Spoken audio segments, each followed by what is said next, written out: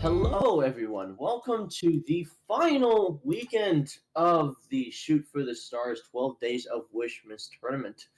I am Kobayashi, and I am joined by Zelix. And today, for our first match for the last weekend, we have B Team against Full Sail Armada. Of course, before we jump into this match, we do want to once again thank our sponsor, Skulls, for providing quality gear for this tournament, as well as all of you at home who have made quite a large amount of donations. So far, we have raised $2,001 for Make a Wish Georgia, and that is incredible. And I want to thank all of you who have donated, and also encourage more donations. Hopefully, as this final weekend occurs. But Zelix, kind of break down who should we be looking out for on either team? Well, I haven't gotten a great chance to watch B Team's matches in full, but Full Sail Armada looking pretty strong, judging from their matches last week. A little rusty, frankly. It's been a week. It's been a busy week for me. Oh, I can't remember super clearly. Mm-hmm. Yeah.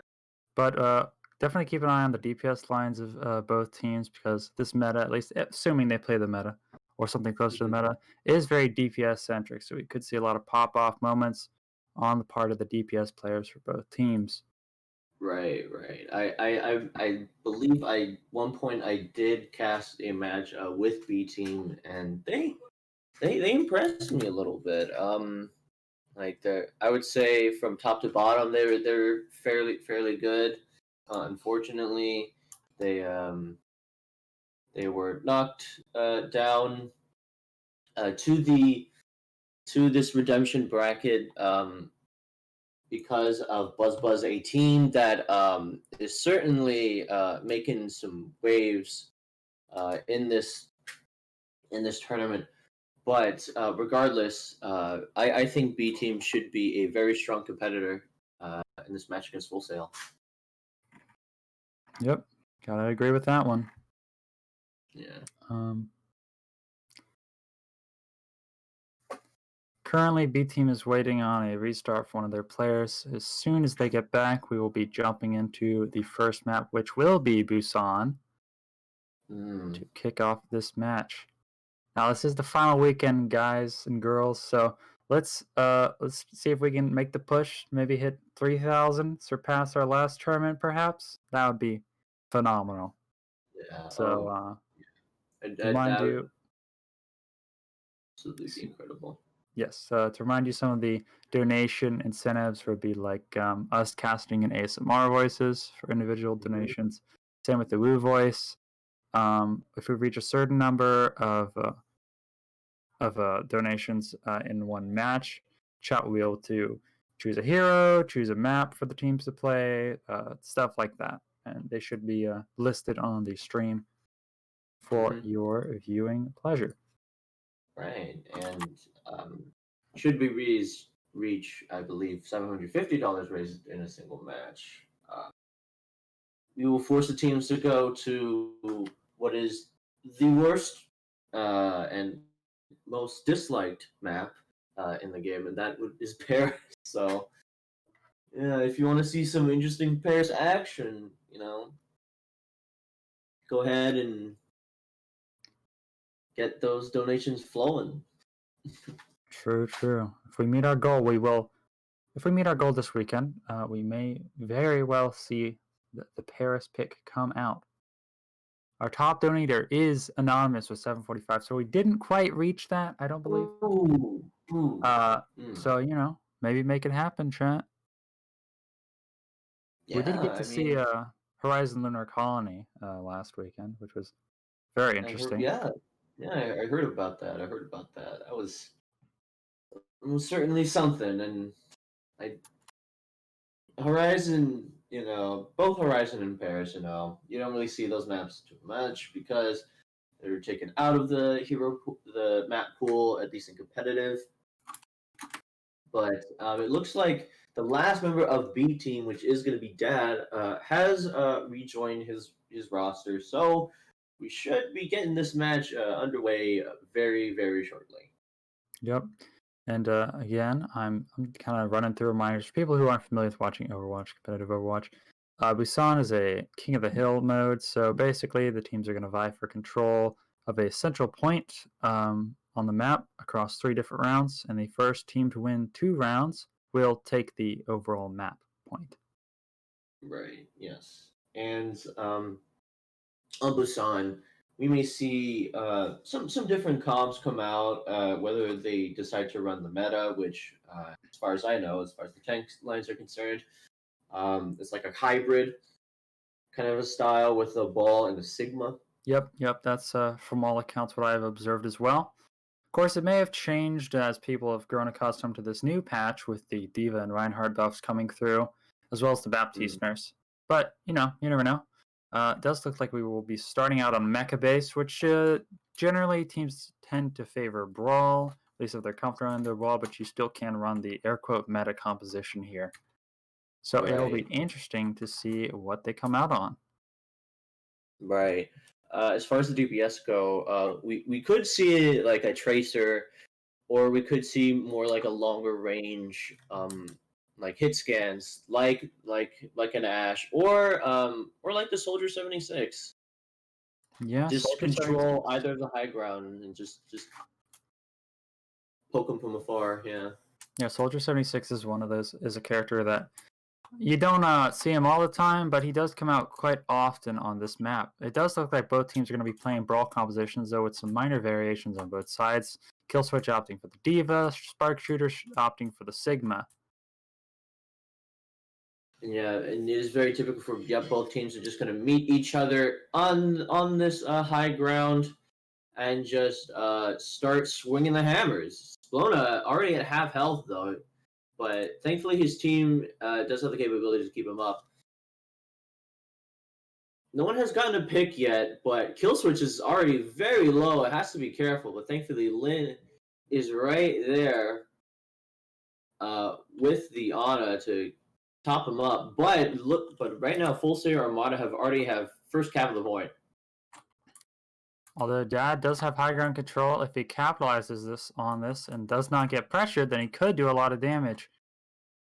Oh, but yeah, this window though from Yakisoba just ensures that Full Sail Armada are just gonna clean up this fight. Dad gonna get an exit kill on the cloak and actually manages to get away.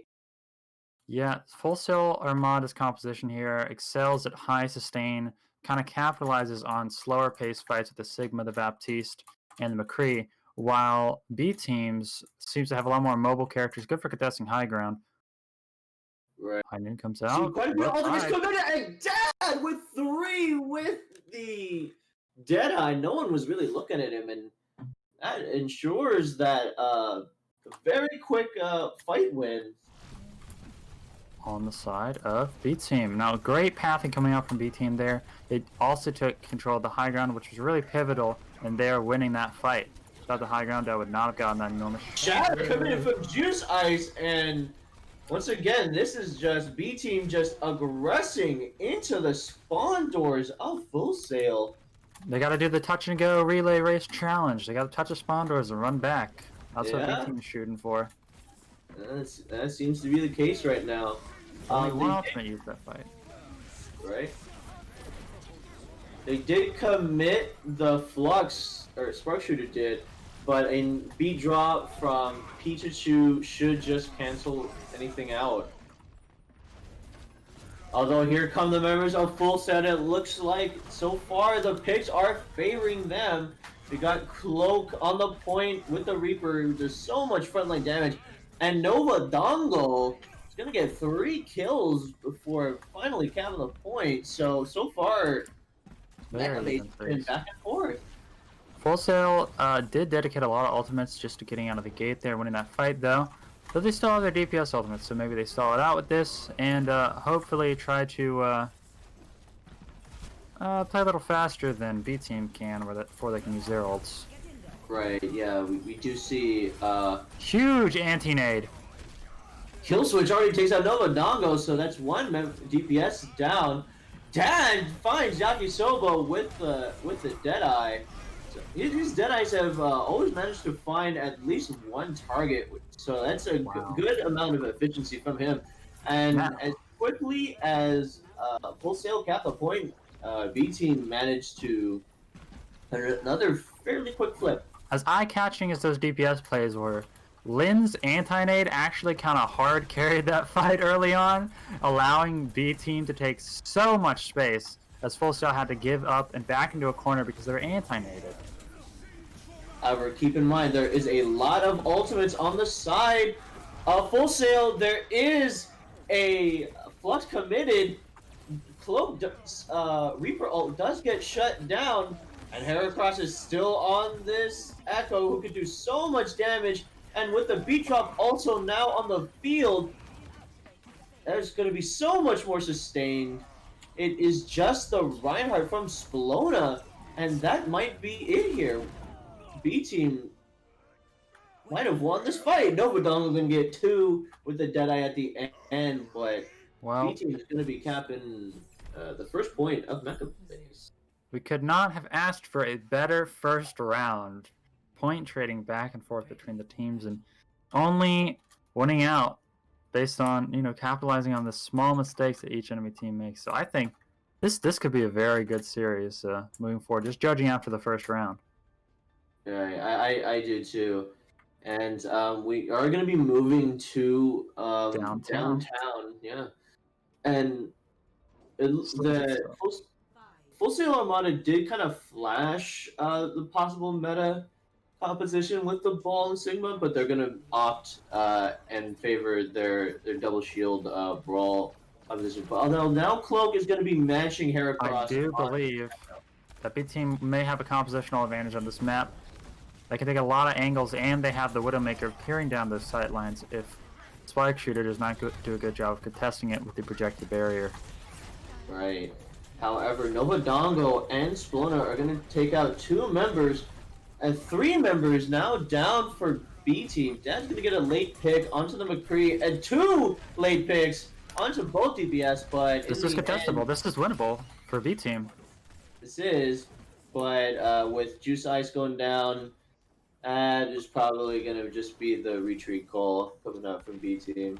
They're going to try to escape with his life, and does so just barely. Full Sail opts to retain the composition from the previous round. And it does seem to be working out for them so far. So far, so good. But Heracross with the focusing beam is going to take out Spark Shooter. So now, this is the go signal for B team. Someone's just super low, and Juice is going to just do what he can to just roll around and just cause some chaos. Another enormous anti-nade. And that cleans up the fight. Barely any ults were committed there. So once again, off of some great support play from Lin. B team is doing a great job capitalizing on the advantages that they make. As soon as they got Spark Shooter, Dad was like, I'm open. I can do whatever I want without the oppression of the projected barrier. Moves in. Great capitalization on the anti-nade that fight as well. Absolutely. A lot of ultimates about to be online for B team, and this fight is almost going to be a guaranteed win, especially with Full Sail going on the edge with the ball, possibly looking for a boop. Oh, Pikachu gets 2 with the Lucio boop, and Dad and gets a 3rd. A combination of Lucio boop and ball boop guarantees that they go all off the end. Oh dear. Yeah. And they didn't even have to use any ultimates. Because they're just going to the edge. We have 3 heroes actually that can pull off boops. It's very true. They only really had to commit the infra sites just to kind of get an idea of where they're going. Killswitch gonna toss in a bomb. Hopefully he can get anything, but he doesn't. But eat and pray, Diva Bomb. Yeah, that's really what. Yeah, that's really all you could really do with the Diva Bomb. You just toss it in and hope it finds something. Novadongo is going to take out Dad, but Heracross is now onto the duplicated Reinhardt, but he may not get to play the game as everything is being committed just to try to take him down. Earthshatter committed from the Echo Reinhardt. Another Oh beautiful my gosh. anti-nade. Lin has just been on point, just somehow finding these anti-nades despite the two shields in the way. And going to be a late duplicate coming out from the side of Cloak. Going to try to just get away and probably just stall the point. The Wrecking Ball from Splona is here, but that's a fairly quick flip. Yep. And, I mean, sure, B team, they give up the point for a little bit, but they just say, we can take it right back. We have the ultimates. We can do it. And now they're going to have the mine set up to zone, possibly, although Size does get taken out. Right? Dad, the quick kill on a Nova Dongo with the help of Heracross, just pressuring him out. And again, Heracross's Echo has been such a nuisance for Full Sail, just poking and prodding from all these angles, using her high burst damage capabilities to full effect here. And with the minefield now on the point, two minefields actually, that will secure Busan for B team as they go up 1-0 in the series. Yeah, the composition on downtown specifically, the compositional matchup was just very disadvantaged for Full Sail Armada, especially on that map. Brawl, you get surrounded, and here's that enormous boop, as we saw. As I was saying, Brawl can just get very easily surrounded, especially by the composition that B team is playing here. B team, I really like their showing with that composition, especially using the Ana and the Diva, kind of opting more for a dive style instead of the hybrid spam. All the disruption caused by the ball, the Lucio and stuff opened up a lot of anti-nade opportunities for Lin, and just the general synergy and the working together on this composition, B team looks very, very strong. Absolutely.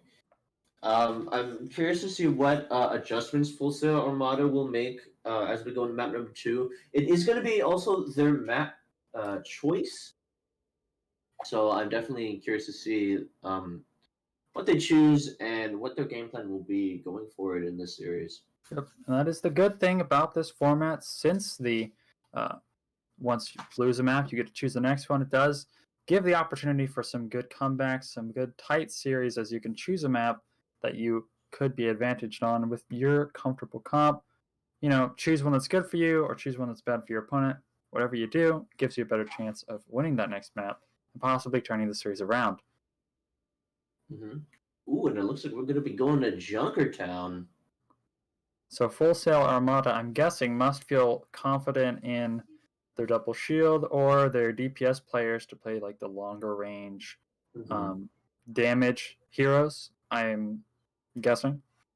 So we'll also have to see what B team's answer for this is, if they stay with their quite impressive ball diva dive for what they're going to come up with. Right. So, yeah, as you mentioned, like their long range DPS, like especially like double shield, is very good on this map. However, there is a slight chance that we might see maybe like a bunker, like a pirate ship kind of a composition. Very possible. Which can be very strong if Full Sail can really get it going. Yep, it does depend. The thing about bunker, if you know how to counter bunker, then you can counter it quite easily. So it does depend on how well practiced they are on it, if they're prepared, if either team is prepared to face the composition or play the composition.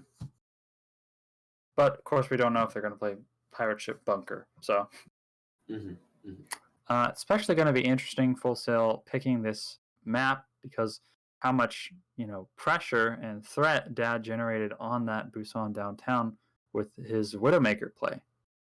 Right. Yeah, and also like we were praising the DPS, but we also got to talk about the supports for B team. Pikachu, especially on downtown, used every opportunity he could to go for the boop kills, but also he was also on point with the sound barriers. You know, like this the moment Sigma would lift his team into the sky, he would have the beat drop ready to go to keep his team in the fight, and also Lin on the Ana just did a fantastic job just following up. Enormous anti-nades. Yeah, enormous anti-nades. Which Actually, like, kind of hard carried a few of those fights. yeah. So poor players rise up. Also, I gotta For say, sure. I side with Howard Hole in chat. What a great final map, of course. But you know what would make this match even better? The next one, the next map, even better? A couple of What's up? donations to Make-A-Wish, Georgia. Yeah. So let's get For those sure. donations rolling, see if we can reach our goal for the weekend and And end on hey, a high note. yeah. And actually, you may have willed it into existence because right now we actually got a $10 donation. Just so now we're at $2,011. So not quite reaching current year, but yeah, I'm sure 2011 was a fairly good year. Yeah. And actually, we're actually going to be seeing a swap. So before we jump into Junkertown, we're going to be seeing Potato Mare in for Lynn. Lynn did a fantastic job, but that is not to discredit Potato Mare. I'm sure Potato Mare is also going to bring their A game. Oh, never mind. We're going to be seeing another swap. So not Potato Mare, not Lynn, but Dead Fox is coming in for B team. So quite a few swaps, but as far as who's in Lin, who will be in Lin's position, but it looks like now we'll be finally getting Junkertown started very shortly. Okay, interesting. So this is, of course, a change of the support line. So, yes. Dad calls to swap me in for Kobayashi. Classic. Oh God. Oh no. So I'm We're gonna assuming... swap positions in the spectator queue. Anyways, does interesting swap to the support line of B team. So clearly, I guess they're well. I shouldn't say clearly, but I guess they are planning something that does not involve the Ana. So maybe we see like a Baptiste. I have no clue. There are no notes on what Dead Foxes versus Lynn's hero pools are. But maybe we're seeing like a Baptiste or a Zen or something different from Ana. Who knows? Maybe it's like a double main support dive. Who knows? Yeah, like if they run dive, we could see like a maybe like a Moira and a Lucio. You're not the most like I don't really see that runs too much on Junkertown, but I mean, who knows? We will we'll see what they're doing.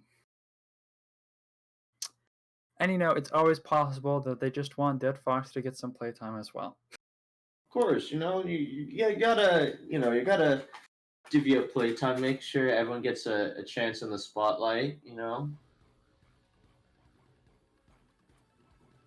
Okay, we are going to be dropping into Junkertown. So, again, for those not familiar with Overwatch, Junkertown is an escort map. So, essentially, each team has to escort the payload from point A to point B, the start of the map to the end of the map.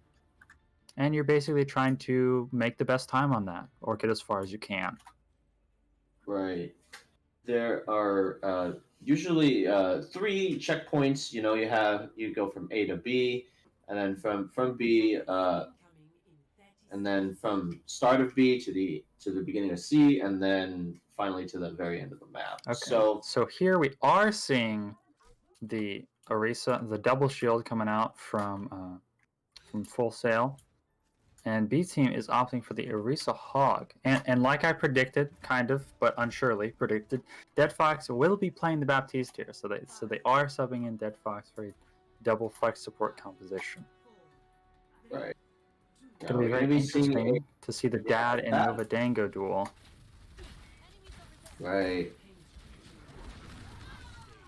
And already Heracross using the sticky grenades to take out Skona, but Nova Dongo gets the better of Dad. Very interested to see how this Widowmaker duel will progress as the map continues. But And that already Full Sail is are charging forward. Full Sail capitalizing on all the space that Novadango made by picking off the enemy Widowmaker. The Widowmaker duel opens up so much space once Widowmaker gets taken out. The other Widowmaker is free to generate threat from any point on the map. Dad is back though and is making picks onto Cloak. So we're looking to open up this fight. Heracross pressuring Novadango as well. Very true, yeah, and they're just gonna just try to take out Nova Dongo right quick. And now there should just be a collapse from B team onto whoever's left for Full Sail. He's just gonna get poking and prodded out. Pikachu does take out Splona, but the picks are coming in for Full Sail. So Even this is trades still, on both sides. Yeah. But Novadango is back. I got a pivotal pick onto Dad. And Killswitch is also going to take out Cloak, so maybe this might be finally where the payload will stop for now. A nice hook from Killswitch to ensure that Yakisoba and Novadango go down. And that was a very close fight. That could have gone either way at points there. But Really B did. team does a great job making sure that that Novadango dies early that fight, and it does allow them to kind of take the point relatively free of the Widowmaker's threat.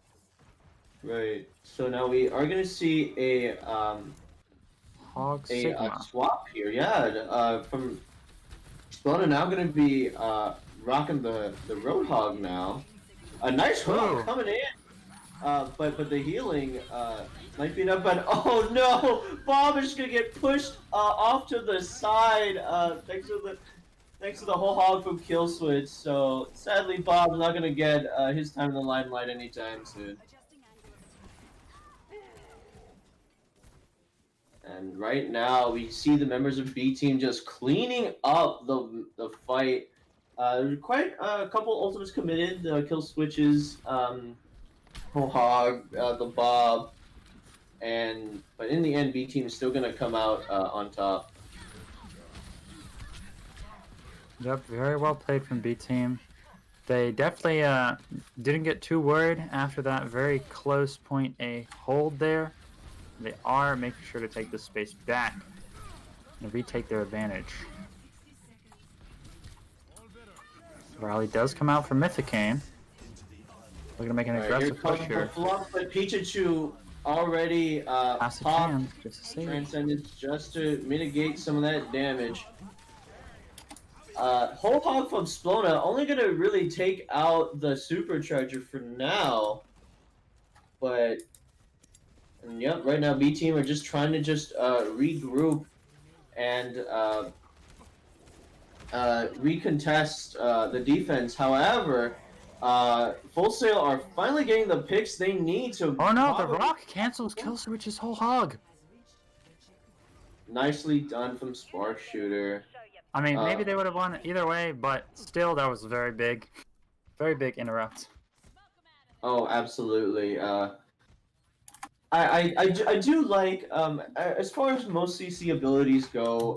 I do kind of like the accretion a little bit more because it's, as far as like CC is concerned, it is a skill shot, kind of like Anna's Sleep Dart. Like CC is fine as long as it takes like some kind of like skill shot or things like that. So back to the game, we saw Full Sail try and push their momentum forward, but unfortunately the rest of Full Sail's team was hanging back a little, and they got some early deaths there. However, Bob's going back. You know, he's causing some chaos. Cloak does take out Heracross, and Novadango is going to take out Pikachu. So one of the main support, really, Dad can take out two picks. Yeah. However, looks like Full Sail is probably going to be favored here to cap B fairly shortly. Killswitch is going to commit the whole hog to take out Spark Shooter. But it looks like Full Sail might just go ahead and cap B here, unless we do see a recontest coming from Juice Ice, and he will recontest. But a nice hook from Splona. But oh goodness, the Widowmakers, they're just going to town. Trans does come out for Pichachi. They think they can win this fight. And it looks like so far they're doing it. The duplicate committed from Heracross. Gonna be duplicating.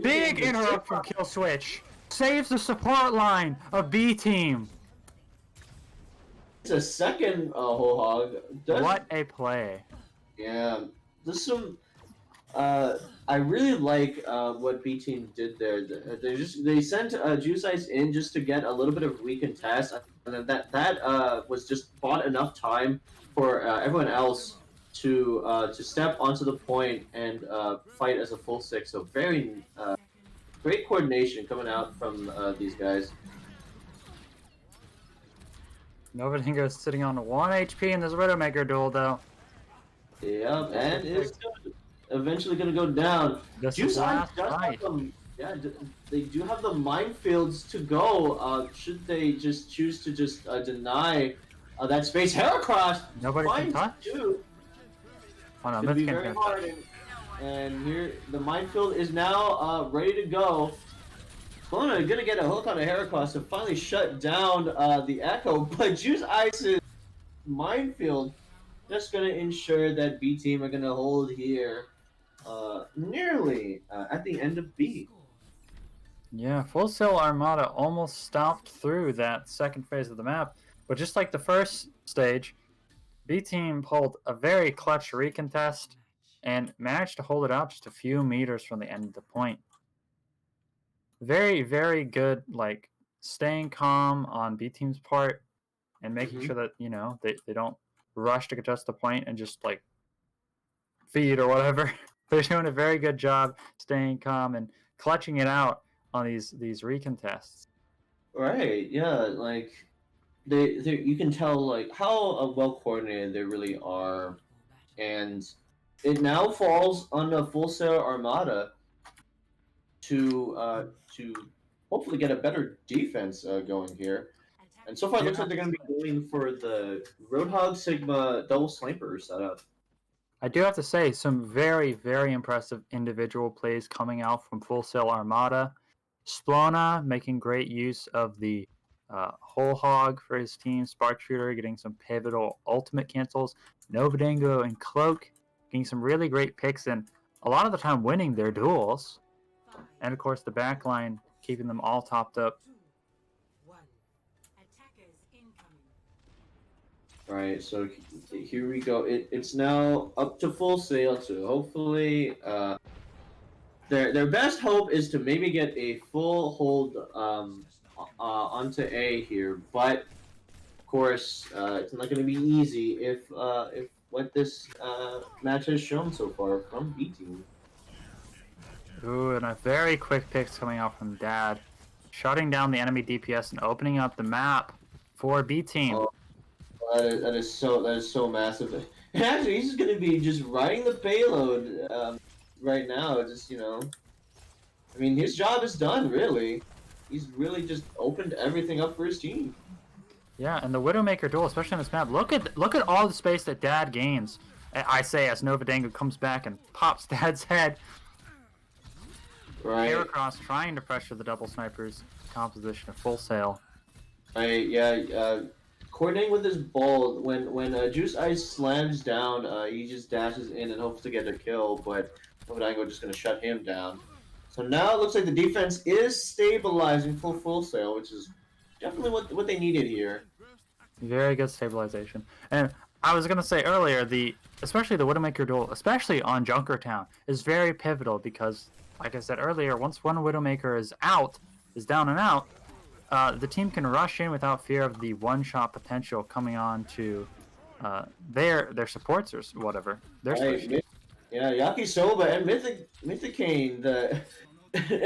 Actually, Mythicane finds 2 there, so kind of a deadly support battle happening right now. And Novadango using the SMG to its full potential, I guess, and keeps killing Heracross as Heracross is trying to contest them. Yeah. Pretty amusing to see.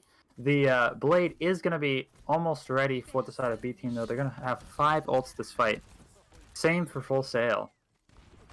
Right. Really All the CCB applied to Juice Ice ensures that the Wrecking Ball can't go in and go crazy. Nova Dango once again gonna take out Dad, but Dead Fox takes out Nova Dango. However, all these ultimates committed for the side of Full Sail will ensure that the fight goes their way. Very key here, though, is that B team made sure that they did not use all their ults. They forced out a bunch of ults from Full Sail. And now they have a free Blade, they have a free Mines, and here comes the Blade coming out from Heracross. Right. Onto the support line. Just gonna have to take out the Lamb to get things going, but however, the rest of his team did their job, and they're just gonna clean up and probably cap A here, unless there's a miracle recontest here. No, I don't think it's going to be possible. The ult economy carryover from the previous fight decided that fight because Full Sail Armada simply had nothing to counter the Mines of the Blade from B team. Right, and it looks like we might be getting a pause here. Dad requesting a slight pause, but right now we did see some good defensive play coming out from Full Sail. However, in the end, B team is still managing to push the payload thanks to clutch it out. Yeah, and I mean, if there's anything to be said about B team is that they just somehow managed to find these clutch moments and pop offs, especially from their DPS. Yeah, and B team, it's like everything, the stars align in the last minute, 30 seconds or 30 seconds to a minute of the round, and just like we saw on the defense, they clutch it out right at the end. But they're going to have 3 minutes going into this next point, and just judging from what they've been doing so far, Full Sail is going to have to work hard for this one. They're definitely going to have to pull out all the stops to defend here. They are going to have roughly 3 minutes for B team to either push the payload to the Golden Box of Victory, or for Full Sail to hopefully get a defense. And that's a good way to start. Take out Dead Foxes, Baptiste, and Spona also taking out the Wrecking Ball. So I say it, and wow, Splona picks up 3 that fight. He's effectively shut down the fight already before it's even begun. Yeah, I mean, that's the power of Roadhog. I mean, like, Roadhog is such a massive threat that you always have to kind of be watching out for, especially if he decides to go on these flanks, or just land hooks and get kills. I mean, that's kind of the simplest thing a Roadhog can really do. Who almost lands the hook, interrupting kill switch's whole hog, but doesn't reach the whole way. Ant Matrix coming out from B team, opening up a lot of space as Full Sail has to cede control so they don't die to that. Here comes the Gravitic Flux, but a nice Transcendence ensures that they mitigate the damage. However, Juice Eye is going to be committing the minefield, and that might be the end of the defense here. And it does look like it's just going to be map 2 going the way of B team. Yeah. Nobody can even contest it. Just sitting on the payload, and that is going to do it. B team are going to go up 2-0 in this series.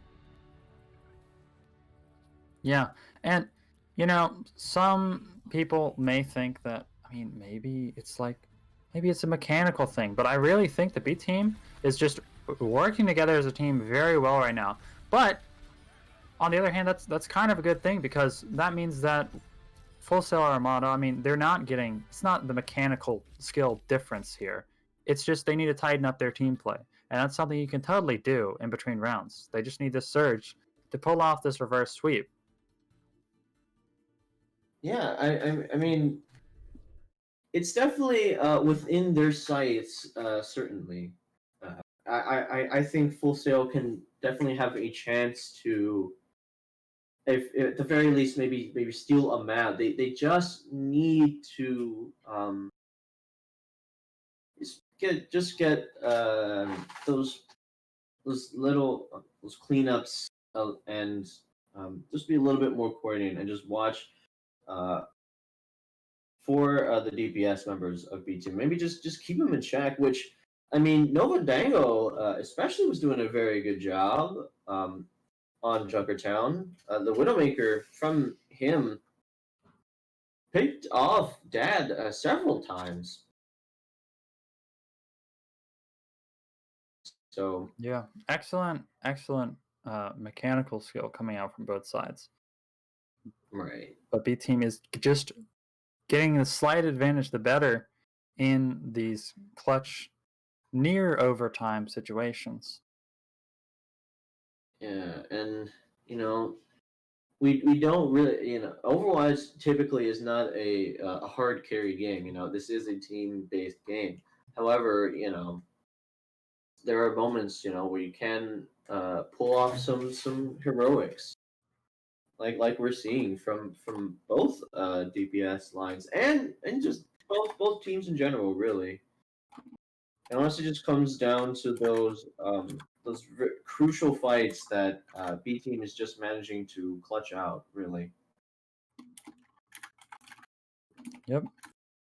And the next map type is going to be hybrid, if I remember correctly. So would be very interesting to see what full Sail Armada opts for here. And it does look like it's going to be King's Row. So hybrid, of course. Yeah, and it's going to be the winter variation. So, I mean, very fitting. Christmas is just a week away from today. It's kind of exciting. Hope everyone's either wrapping up their holiday shopping or have finished their holiday shopping. I know I have, thankfully. And speaking of the gift of giving, mm-hmm. consider donating maybe to the stream and grant the wishes of children by donating to the Make-A-Wish Georgia on the stream here. We'll see if we can get any more donations going by the conclusion of this match. That would be phenomenal. Right, yeah. And I gotta commend you. That was a really nice transition there. And it does look like we will be getting into King's Row. Oh boy. So, yeah, I'm feeling the holiday spirit. You got the lights hung up. We got the more decorations, the snow fall just onto the statue, and just making the map just a little bit more festive, lighter, and more festive. With Christmas snow. Yeah, King's Row though lends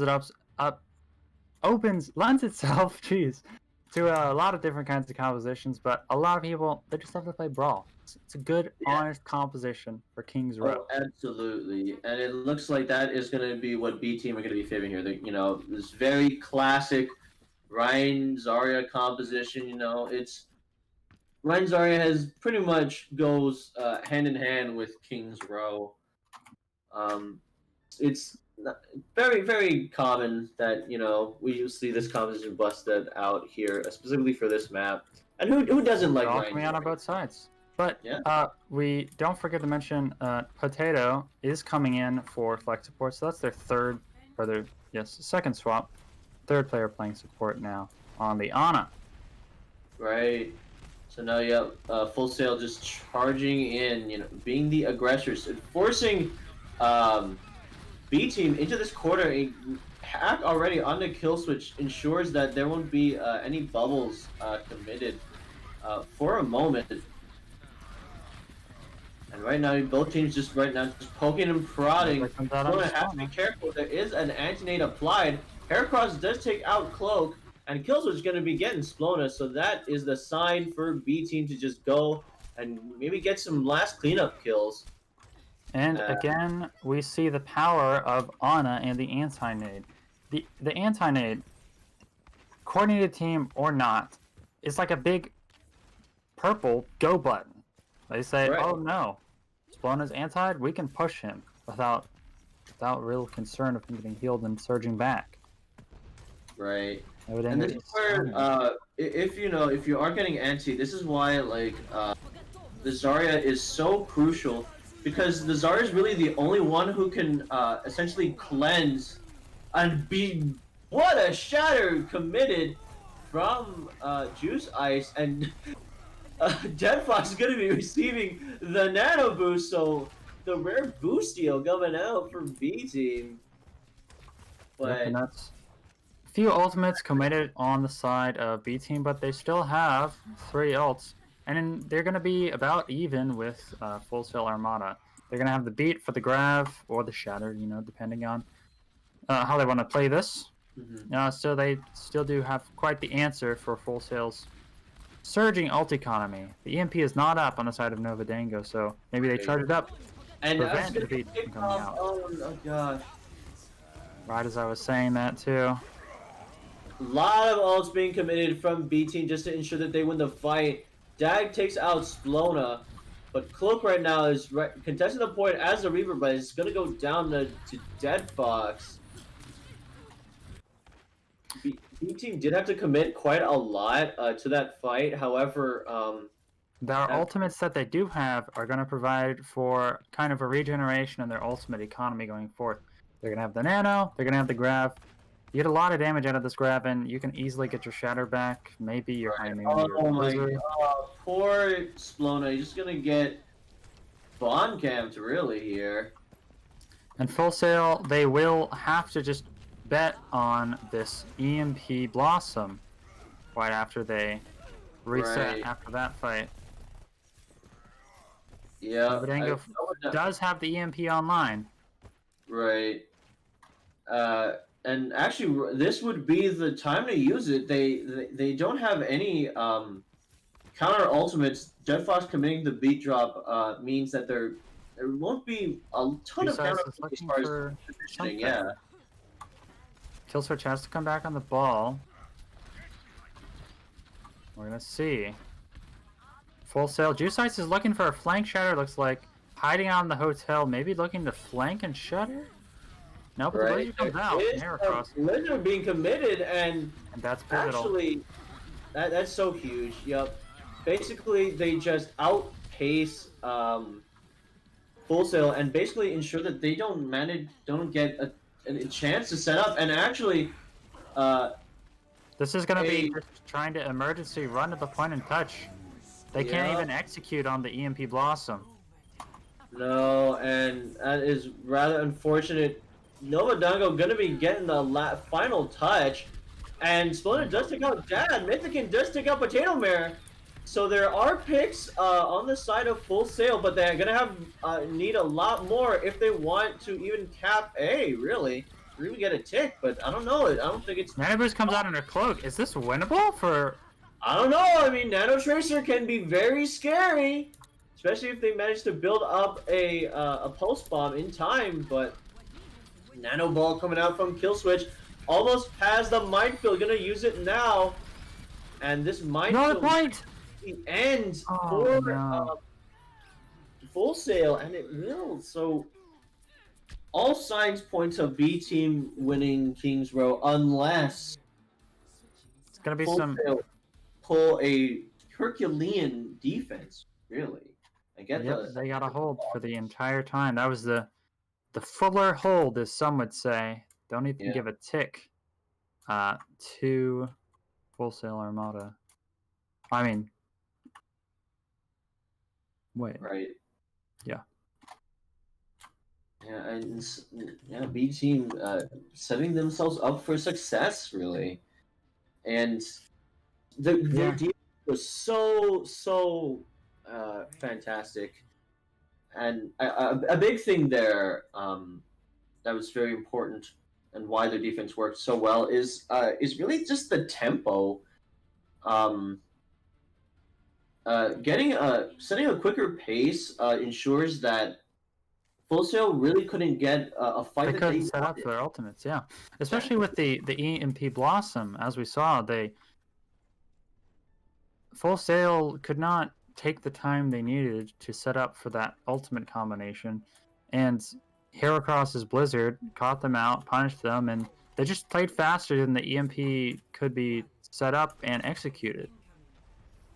Oh, and they're going to be going for a brawl with the tanks, but a double sniper setup with Dad looking to Heracross. get some cheeky picks, probably just going to swap.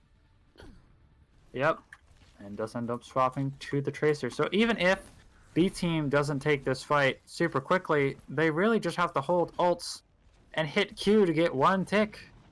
Yeah, I mean that's what Heracross's Hanzo is really just for. Just grab dragons is if they can build up quickly, it's pretty much a fight win guaranteed unless Mythicane and Yakisoba can counteract that with a lamp or the beat drop.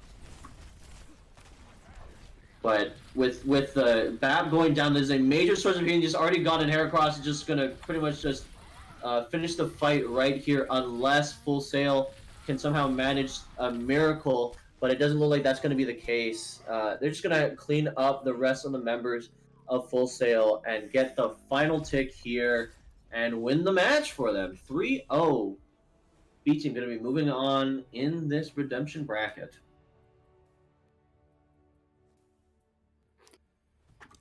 Yeah, and I mean, you wouldn't think they were a B team after what how they played.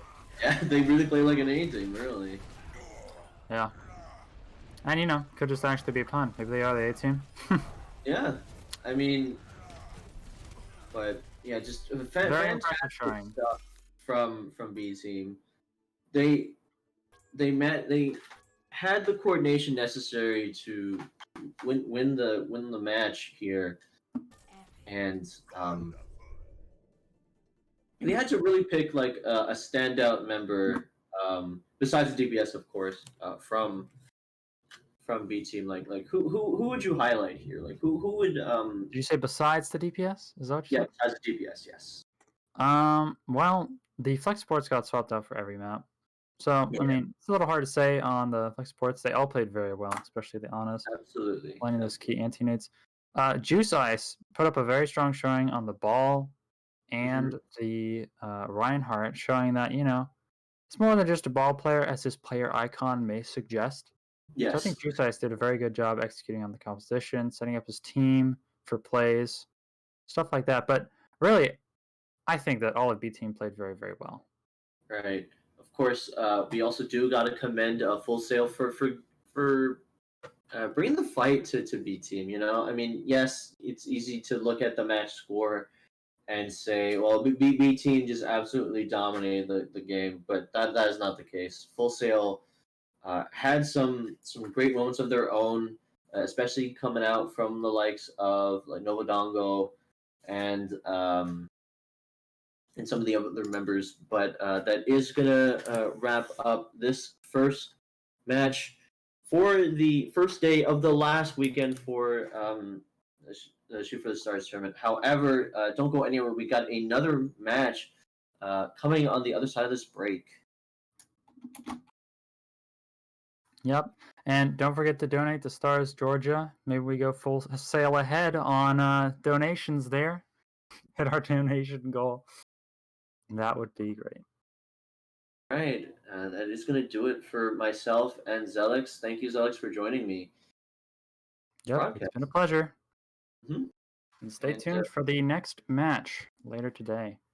All right. See you guys later.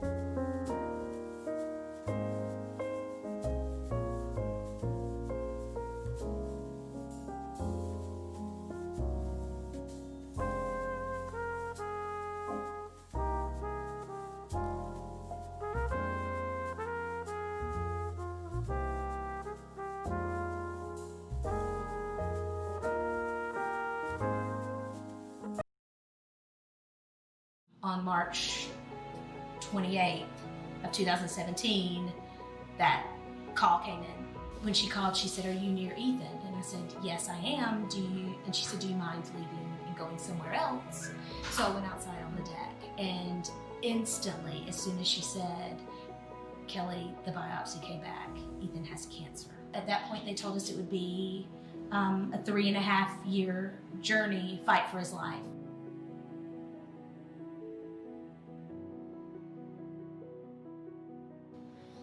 The hardest part of treatment was probably all of the side effects I had to go through. I got like nausea, I lost my feelings in my hands and feet, I gained a lot of weight. The protocol has been in my mind. I wanted to make it like forever. And then when Make-A-Wish came, I finally got that chance to make protocol. The next phase of your wish coming true, Ethan, is that in the last weekend of January, there's this cool festival called Game Jam, right? And have you ever seen this Shark Tank? It kind of sounded like that. So these teams are going to compete to prototype a starter version of your game, and then they're going to pitch it to you. So you get to kind of pick which one you like. So then you get led by a friend, go to a zone to unlock one of your abilities, which that represents that in your cancer journey, you cannot ever fight alone. You need help with your friends and family and nurses and oncologists to help you out.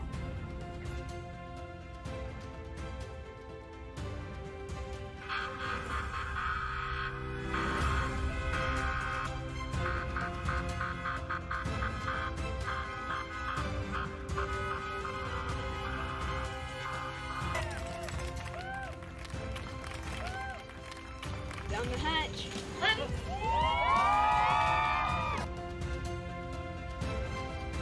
The game is called Protocol, and it has been an absolute joy to work on it for you. We're at a point that we can deliver it to you and that you can play it tonight. We've taken Ethan's art and turned it into a three-dimensional third-person parkour game. The whole underlying premise of the game has to do with getting support from people around you and drawing power from those that are there to help you.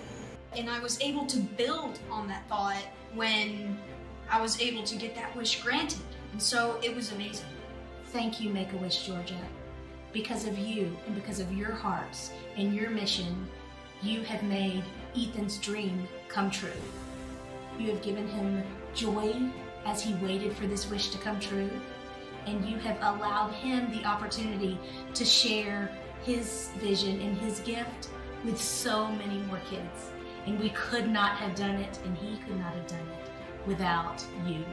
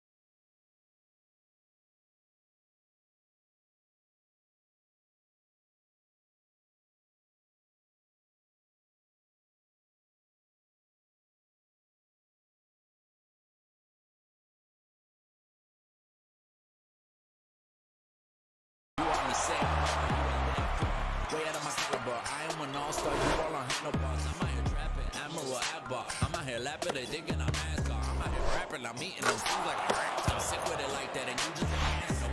No question, cause I am the answer. I'm taking the lead into a new chapter. You feel that hate? That's the fight. You feel that hate? That's the I feel that hate.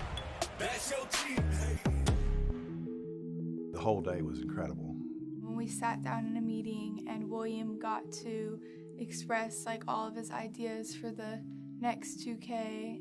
I'm glad that I was able to share ideas for what I think should be improved, but for what other people too think as well. He really got to learn a lot and share like what his opinion is, and we like learned everything about 2K. Like William got to create his own player.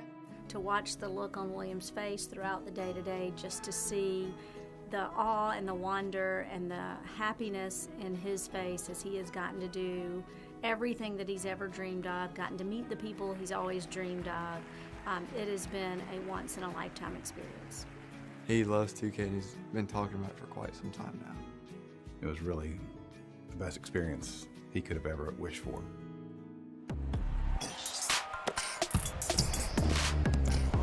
I got the stadium shaking. I got the stadium shaking.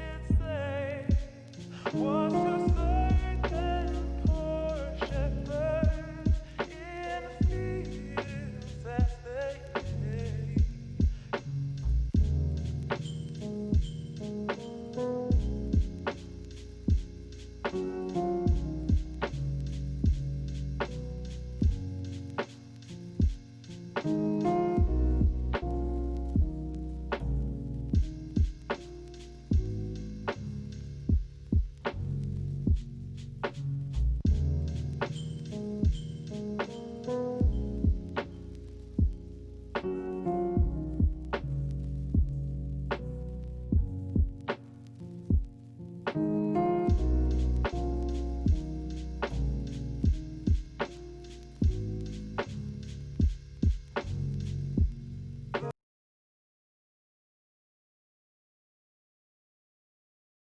afternoon, morning, evening, or night, ladies and gentlemen, and also NBs. Welcome back to the stream.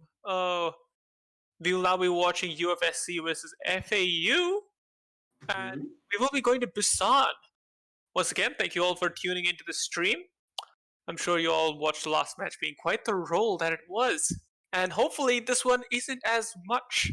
We've been seeing a lot of great stuff being put out there from UofSC and also FAU, so let's hope for another tight match, unlike the last one. And let's hope we get a treat for ourselves. Right. Of course, we once again want to shout out to our donators who have been so generous. And we currently, once again, we're sitting at $2,011, which is great, wonderful. But of course, we do want to continue to encourage more donations, and hopefully we'll be able to surpass our goal from last year, or last tournament. We raised about roughly $3,000. If we can surpass that, it'd be wonderful. And from my understanding, we have some exciting news for the folks at home, but we can't say too much about it yet. But there is going to be legal there obligation. is going to be some a big signing announcement coming tomorrow. So those of you who are currently watching, be sure you tune in tomorrow to hear what we have to say. But here we go. We're going to Busan. This is a favorite of mine. Did you know, since quick facts, coming to 2011, did you know in 2011, Justin Bieber rented out the Staples Center? Something like that. Yeah, the Staples Center. For his date with Selena Gomez. That's a 2011 fact. A fact that happened in 2011. So if you donate more money within 2020, we will keep giving out random facts like this. Up to current year, yeah. I mean, boy, thinking about it now, 2011 seemed like so long ago. Like it is like almost a full decade since that year. It's actually crazy. It will be a full decade in almost 10 days. Yeah, for the most part. But here we go. We're gonna be already jumping in, and it looks like we're gonna be seeing a Ball Sigma comp on the side of FAU and standard Ryan Zario comp on the side of UofSC. Mm-hmm. It's a standard rush comp. They want to get in their faces and they want to push their advantage as much as they can. And already, Mario Blue going into that backline, and IFE already getting chaos. A brilliant little pickup now on this backline, starting to hunt down this Ana player, going extremely low. Dumpling is trying to get away as fast as possible, but not escaping, and there she goes down to Godso. And this first fight has gone the way of FAU, thanks to the heroics of the DPS. It was a little scrappy, but in the end, FAU Blue, or FAU Red, excuse me, managed to get more picks, and thanks to their wonderful DPS play, and they will get first cap. They will get first cap, and another thing about this Bull Sigma comp, they just want to get into this backline and they want to cause as much havoc as possible, especially with IFE and Mario Blue. Again, look at that, they're pushing them off that high ground, and now they have nowhere to go. However, Pongo does get flooding Yin in the background, but gets taken down almost immediately by Godso. And there's the bomb, catches nobody, however. Now it's just a Mario Blue and the Zenyatta in this backline, not knowing what is going on. Whereas Chaos, on the other hand, just takes out the Brigitte for the side of FAU. And it's a McCree versus McCree, and it looks like Godso has come out on top. And this point is getting capped, by the way, by their Reinhardt player, and the first point has finally gone the way of UofSC. It was a very scrappy engagement. But a very quick rotation coming out from UofSC takes out the Sigma lickety split, And now it's what we'll have to see whether or not they can hold a point. But that's a good opening pick from Pongo on the helpful miner. Absolutely, but it looks like Pongo's getting surrounded from all hands. However, Greg and Chaos just doing some God's work in the backline, taking out all the players on the side of FAU. Once again, wrapping up this fight. Providing for a nice, sweet little hold. Yeah, very nicely done from UofSC. And they've actually built up quite a bank of ultimates. They have almost 5. Greg is going to be soon approaching his gravitic flux. However, we do see 4 ultimates on the side of FAU as well. Going to be having a Transcendence, a Pulse Bomb, a gravitic flux of their own, as well as the rally to maybe build up some armor and begin their engage. Absolutely. Oh! And it's the Gravitic Flux Deadeye combo, getting only Godzo, however. And now it looks like everyone has thrown their ultimates out. And and it looks like UofSC is coming out on top with all these picks. Once again, a huge ultimate investment from both sides. And it looks like Mario Blue is just trying to stall this point out, trying to get as many picks as possible. However, it looks like the cap has come through for FAU in the process while that fight was going on, and finally turns back to UofSC. A very, very quick flip. I mean, they only built up maybe a little less than 20 more percent for FAU, but regardless, this at least his first point has been going back and forth, but you gotta favor UofSC as they are approaching last fight here. Absolutely, and looks like that Mario already covering this point, not allowing for anyone to even go through. But this Sombra player, Bobby, on this backline, trying to get the hack onto Mario, and there's the game. Oh, no one touches the point. No. That's so unfortunate.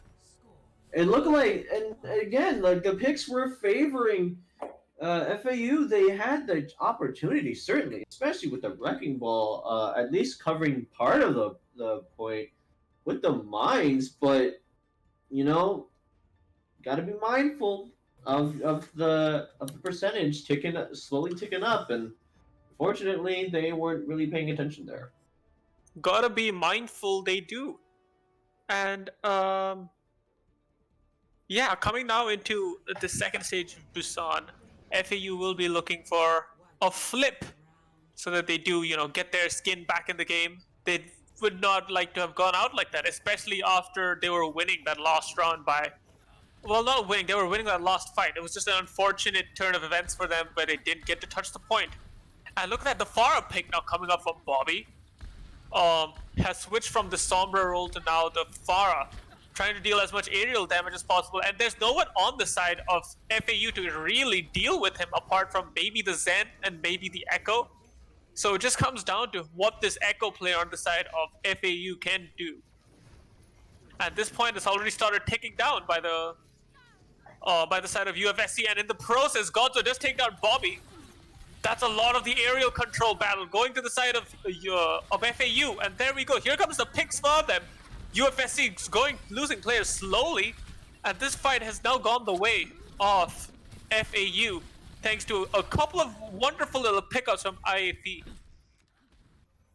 Yeah, wonderful Tracer play coming out from IAP. I will say, usually in the aerial duel, it gets a Farah and an Echo. Echo usually wins that out because she has a little bit more burst capabilities and a little bit more maneuverability in the air compared to Farah. However, Farah's not to be SMS of herself, but Bobby's going to be swapping onto the McCree, but... Oh, but a nice stick from IFP on the Iron Hamas. Takes out the Brig and just ensures that they lose another source of healing there. Absolutely. However, Chaos gets one back, taking out Orange Streak. And guess what? The Brig is going to be coming out first. And Chaos is another pick. However, Godzo just take out Pongo. Trades coming from both sides. And the has the blind at the Tracer. What is this lad going to do? And a wonderful little pick off onto Helpful Miner. And now it's going after the Sigma player, being the only one left. There's the Gravitic Flux. but catches nobody. There's the minefield just so they can control this point for longer. However, this point is still in the favor of FAU, and this point is still ticking. So UofSC need to wrap this fight up so that they can finally capture this point, and it looks like they've done just that. Oh boy, these tracers, like watching good tracer play is always it's always awesome to see. Tracer can be such a hard carry character when she wants to be, and both IFE and Chaos just shown Tracer's full potential there in those last two fights. Absolutely, the amount of capability that Tracer can do once she gets into that backline and left unbothered, she can just cause such a mess of them being such a distraction. And once again, look at that IFE already getting 2 picks, picking up both the DPS, and Gonzo finishing up on Sin Dumpling. Chaos, however, gets one back on Strike, and IFE fits Pongo, and it's just a battle of the Tracers. Oh the my Tracers goodness! going back and forth, getting pick-up after pick-up. This Chaos game, with another one. At least this map might honestly just come down to who's the better Tracer? Is it Chaos or is it IFE? Both Tracers actually have a pulse bomb. Chaos gonna be tossing his first, but oh my goodness! Great Tracer play, everyone. This is a magnificent Tracer play. So in the end, these fights will come down to which of these Tracer player gets the most value for their team. And look at that, already going into this backline sneakily is Mario Blue. Now starting to cap on this point, forcing the distraction of the other players to come back to this point. It looks like, however, this side of UofSC are trying to deal with it with I Am Hames on this Brigida and gets him scurrying away. And it seems that they will be grouping up before finally attacking together down this left-hand side. And there he goes. There goes Pongo, trying to find someone, and there's the Deadeye, but gets a nobody in the process. He's not getting it. But a knockoff! Oh! So unlucky. Pongo almost getting the better of Gonzo. Mario Blue going extremely low and gets taken out by I Am Hames. Oh, a wonderful little Transcendence just to clear this minefield. Oh my word. His last fight. However, Chaos does have to be careful, and he gets taken almost immediately. Chaos dealing the damage. However, IFE already coming back in and taking out Sim Dumpling. Pongo, however, creating a lot of damage on this backline. With these mines, taken out 3 already. Now there's only 1 person left on this point. Will he touch back? He will! Mario Blue going low, and will anybody come back to touch? I do not think so, and that is the first match. Boy, oh boy, we saw some crazy plays coming out from Chaos and IFE on the Tracers. So there was a big Tracer highlight, but in the end, Pongo with the Wrecking Ball is going to get the job done, using the minefields just to help clear the point. Even gets a knockoff on the helpful miner. But thanks to some wonderful ball play, they are going to secure the first map. And oh boy, Chaos really living up to his name there. Even going to get the legendary endorsement. My goodness. My goodness, indeed. And that first match, once again, even though it shows a 2-0 scoreline for the side of UofSC, it was very scrappy and back and forth between both these teams, already proving to be a very equal match for each other.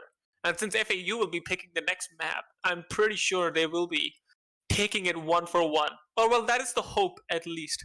Because in the end, no matter how control goes, so far, it is looking very equal on both these teams.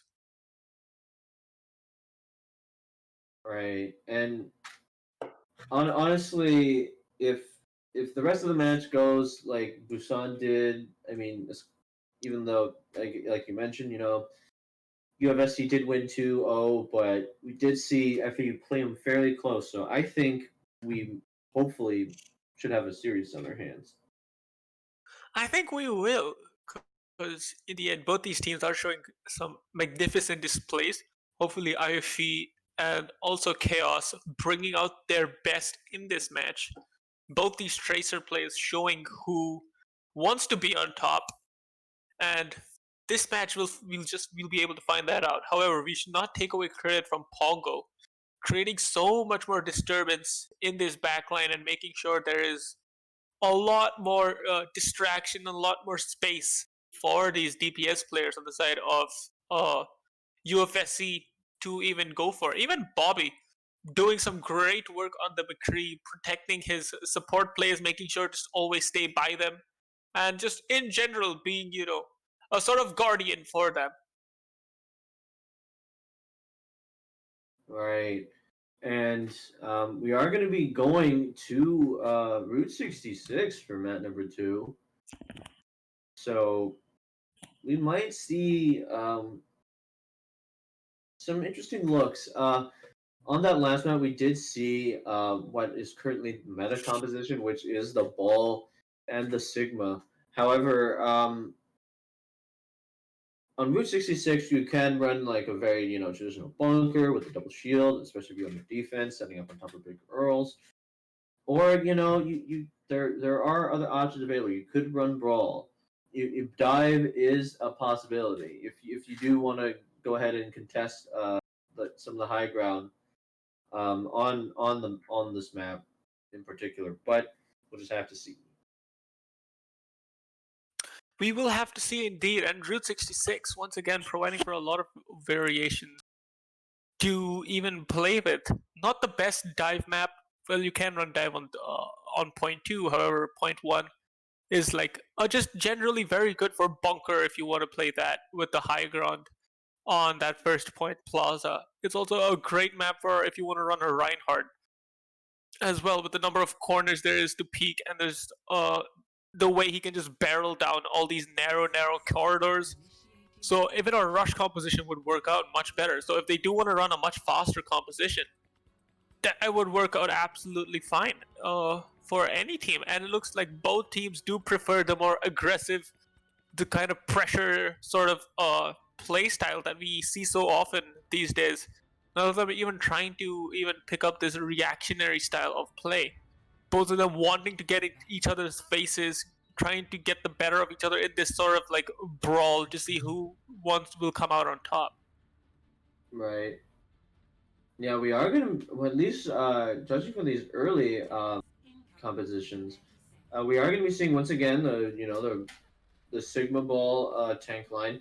However, we do see Godzo on the Ashe, paid with the Mercy is always a strong pick. And of course, we are going to be seeing IFE once again rocking the Tracer.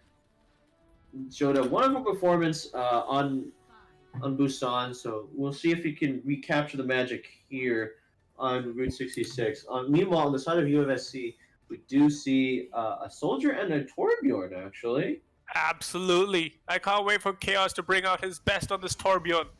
Though he may not be playing the Tracer anymore, he will be showing his godlike Tor performance. And IFE already making a difference in this match by taking out Pongo so quickly. Pongo just going a little too far forward, allowing for this Tracer play, allowing for the rest of the team to just come back and take them out. However, Chaos does get this wonderful little pickup onto Orange Streak, and Helpful Cylinder immediately with the res, allowing that to happen. Wonderful little movement from them. And there's the grenade, and look at that, the card has already pushed halfway through, already crossing first choke. There's only one more choke for them to go past, and that's it. That's point 1. It's just free pushing. However, it looks like UofSC is coming back. Yep, they finally stabilized, but I will say, like, if they let IFE continue to run rampant in the backline, it could be a major thorn in their side, because, like, he managed to punish Pongo's overextension there, and those plays like that could be the difference. And Godzilla actually going to take out Bobby. There is no mercy on the side of UofSC to res it, so that pick is permanent. Absolutely. Oh, and there's the Gravitic Flux getting nobody. However, it just providing for an equal trade. However, look at that. There's the Nano Boost applied onto Greg. However, and that's the fight. It just feels a bit wasted, the Nano Boost, because even though it didn't really help with wrapping up the fight, it just felt like a use off that nano just to, you know, clean up that little bit of the little bit excess players left on the side of FAU. Right. And the Flux, while it may not have gotten an elimination, it did its job. It secured. It did enough damage for the rest of UofSC to collapse, and we're seeing it again from Flooding Yin and the members of FAU. However, the picks are coming in. For UofSC, and again, this payload is not really gonna to push any further past this Big Earls, really. Absolutely. And it looks like, in a way, FAU have just been stopped in their tracks. Bobby with the Visor getting 2 kills already. And it's always something like this. FAU start off the fight with getting that first initial pick-off, starting off with the 6v5s. However, UofSC just come back and and it's like FAU just cannot wrap the fights up. They just lose in this mid-ground battle, even after getting these first few picks. Right. However, if there is a fight to win, it is this one. UofSC have no ultimate to speak of. Sin Dumpling might be able to build up the nano boost, but that is really all they have to work with. Unless Greg proves me wrong and builds up a Flux, but he is close to it. Only now almost 100% to it already. So. Absolutely. Oh, and a wonderful minefield, however, gets taken out in the process. It splits the side of UofSC, but there's just no one there to follow it up. And oh, wonderful rock to cancel out the gravitic flux. Oh my word. And there comes the picks. Godso takes out I Am Hames. The rest immediately comes out onto Mario Blue. Flooding Yid probably saving his team this fight. However, Gret does come in from the backline, taking out Orange Streak. However, IFA already coming back and taking out Sin Dumpling. There's the minefield, not allowing for my man Flooding Yin to even drop down. And this card slowly pushes once again. There's the slam. Pongo does come down. However, it zooms away immediately. And IFE once again taking out I Am Hames, not even allowing him to play the game. And this card still getting pushed, even though these picks are coming through for the side of UofSC. It's not enough, and finally the card reaches point A. You saw Bobby try to get a last-minute recontest, doesn't find it, and Greg did some work on the backline before finally going down. But however, just some great play coming from FAU to finally secure the cap for his team. Absolutely. And look at that. This card now slowly pushes once again, moving ahead, and Pongo once again pushing straight into this backline with almost no fear. And here comes the follow-up, however. The backup come through, and Bobby has popped the Visor, not finding anyone, but the turret does find Flooding Yin, and that is all the pick-off that they need immediately. And they've sent FAU scurrying back. However, they do want to try and fight this off, but Bobby with 2 kills, make it a third, finally ending the fight for the side of UofSC. Right, and I will say, like, the turret getting the kills. You know, the turret, while it may not be like super like major threatening presence, it is annoying enough to be a nuisance to deal with, and Greg going to be taking out his opposite with the Gravitic Flux, and Chaos finishing off Mario Blue. So with the tank line going down, that is more time bought for UofSC's defense. Absolutely. And look at that, however. Both teams coming up on a lot of ultimates. Helpful Center almost with Valkyrie, Flooding in almost with the Gravitic Flux, Orange Streak almost with the Transcendence. And on the side of UofSC, Pongo's now got Minefield. And Sin Dumpling got that nano already used in the minefields. Take out Sin Dumpling. There's the Multicore. It has been stopped. A lot of ultimates being Barely committed, any has but been used. Flooding in. Coming in with the picks. After getting picked off the first few times into this second point push, he said he's had enough and comes in and gets these vital picks so that this card can keep pushing. However, we do have only 10 seconds remaining and we will be going into overtime. If they do want to recontest, now is the time for UofSC to stop this push right here, right now. IFE is waiting for them to come out, ready with this pulse bomb, wanting to stick it, and there's the stick. Nice. Yes, I'm Hames almost immediately, once again getting picked up by IFE. Always, it's always him. He has to keep looking out for him. However, there's the Visor and taking out IFE. Here he comes, emerging from his little tunnel. Chaos taking out Helpful Center. Bobby taking out Orange Streak, and that should be the man.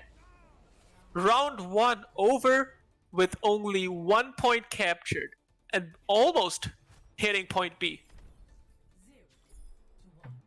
Yeah, I mean, FAU did find their stride a little bit, but in the end, just a solid defense coming in from UofSC ensures that there won't be any more shenanigans heading into C. There won't indeed. And once again, we did see a wonderful display from the side of UofSC with just the way they combo all their ultimates. For example, in map 1, we saw how they combined the Gravitic Flux with the Deadeye. And this time around, they did the same thing, except it was with the Molten Core and the Gravitic Flux. So just the understanding between all these teammates is quite, at a very high level. All FAU need to do is to reach that level and surpass it if they do want to win this match, because mechanically speaking, they're both on very equal footing. As soon as the fight gets scrappy, there are trades for both sides. So it just comes down to whose team coordination comes out on top. And for now, it's looking like UofSC. Right. I'm not sure if they're gonna run this Bastion. Like, we do see the switch. I want to see it. Coming in from Bobby. Come on, okay, Chaos, wait. come on. Big don't boy. know. That's what we want to see. That's what we want to see. They are gonna run it. Oh goodness. I am so excited for this Bastion. Oh my favorite hero. My absolute favorite. And there he is! Shooting into the void, shooting into the shields, taking them down one by one. Not allowing for this double shield composition to exist anymore thanks to this lovely little robot. And things already. Choke point 1 taken down. And look at that. FAU have to retreat almost immediately. And IFE is now going to start trying to go on this flank. However, Greg getting his first pick up onto Helpful Center. Retreating, rendering any chance of a res coming through. Chaos gets the pick on IFE and Bobby on the pick of Orange Streak. And they have pushed through point 1 with almost no pushback. It was just almost given to them for free. I mean, in the end, that Bastion did its job. It just shredded the shields and then just ensured that the rest of the team could push almost for free. And so Chaos proven to be the linchpin for his team to get a very quick A cap. The orchestrator of this madness. Oh, Chaos. However, with this Bastion pick, it not only provides for a lot of the sidelines gone, and IFE already with a brilliant little stick on the Bobby. Orange Streak takes out I Am Hames once again. And there's the little collapse onto them, but Chaos! That's the power of a Bastion. You set him up and he does his job magnificently. Burning down your enemies. Anyone who comes in the way of his sightlines are going to get burnt down. So FAU have to find a way to play around this Bastion, trying to take him down any way they can. Right. That is going to be the trick. There is a large bank of ultimates coming up online for the members of UofSC that are going to commit them. But so far, nothing has really been done as far as and there he goes. The tank comes out. Chaos trying to get the better of Orange Streak, and he does. Godzo, however, does take him out in the process. But Greg finding Godzo as Godzo back. The pulse bomb does not find anyone. IFE just throws it onto the cart. And look at that, Mario Blue just spinning around for joy. Gets stunned, gets CC'd by almost everyone on the side of UofSC, and this card pushes once again. Very little to go for this map to be over as well. Right. And FAU need to put a stop to it right now.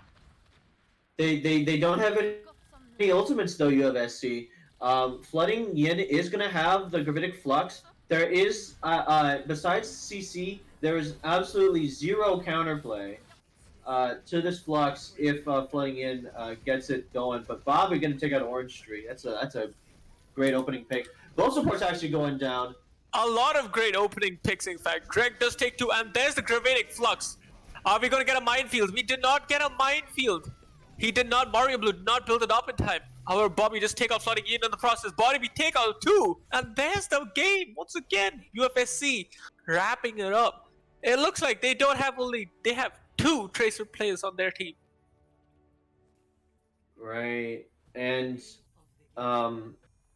just some great play and great execution of their game plan coming out from UofSC. We are going to see a nice Flux coming out from Flooding Yin, who managed to get 3 there, but in the end, the members of UofSC are just going to secure map number 2 here and setting themselves up for match point. They will be setting themselves up for match point, and once again, it just came down to the strategy and the team play from the side of UofSC. Always proving to one-up FAU at any point in time. Because once again, once those fights started getting really to the meat of it and started really getting scrappy, that's where FAU had their chances to actually strive and to win. So IFE would always go to this backline and get that first pick off for them. Then they'd slowly collapse onto them from one side or another. And even that, it's like maybe, maybe not from them. So FAU really need to try and coordinate around these pickoffs IFE keeps getting. Like, for example, I Am Hame is always getting picked off either first or second from IFE or any other player on the side of FAU. So they need to collapse on the side of UofSC. They need to collapse on them as hard as possible to not allow them to really think about their strategy, to allow them to regroup. Right. To be honest, I kind of wanted Flooding Yin to maybe start the engagement with the Gravitic Flux. I wanted to see that committed first, because at the very least, it ensured, like, if you get something, it ensures at least that target is going to go to half health, because, again, there was absolutely zero counterplay besides maybe a rock coming out from the opposing Sigma to really stop it. And we do see IFE's Tracer doing a lot of work. They managed to build very quick pulse bombs, and if any of them landed, that could have turned the fight around and started to maybe stabilize for FAU, but in the end, that just wasn't the case. So now FAU are going to really have to put their minds together and come up with a strategy to stop UofSC. And that includes this map choice here. This could be crucial. Absolutely. The side of UofSC, they want to wrap this up. They want to go to bed. They want to wish everyone a happy good afternoon and a happy holidays right after this map. They don't want to keep playing. However, FAU, if they want to keep their skin in the game, they have to win this match. And they have to keep on fighting for every minute, for every point, so that they can at least try and make a comeback and get this reverse sweep done. We haven't seen a lot of reverse sweeps in this tournament, or even in the last tournament we held right before this one, in the last bracket. However, they are possible, and hey, Christmas is coming close, so we can always expect a miracle. So I'm expecting a lot from FAU still, because I do still feel like both of these teams are very equal in a way when it comes to mechanical skill and technical skill. So it just comes down to a little bit of that communication and those strategies for FAU. Right. Yeah. I wholeheartedly agree. Like, again, I'm these teams are fairly even in terms of individual skill. It's just coming down to coordination, and it looks like we're going to be getting King's Row here. I kind of hope we are going to see the winter variant, but it may not be the case. I'm a little sad, but regardless, we're going to probably the best map in the Probably, if not the best map in the game, at least in my opinion. Because every time Kings Row comes up, I keep talking about it. I keep saying, yes, my favorite map, Kings Row.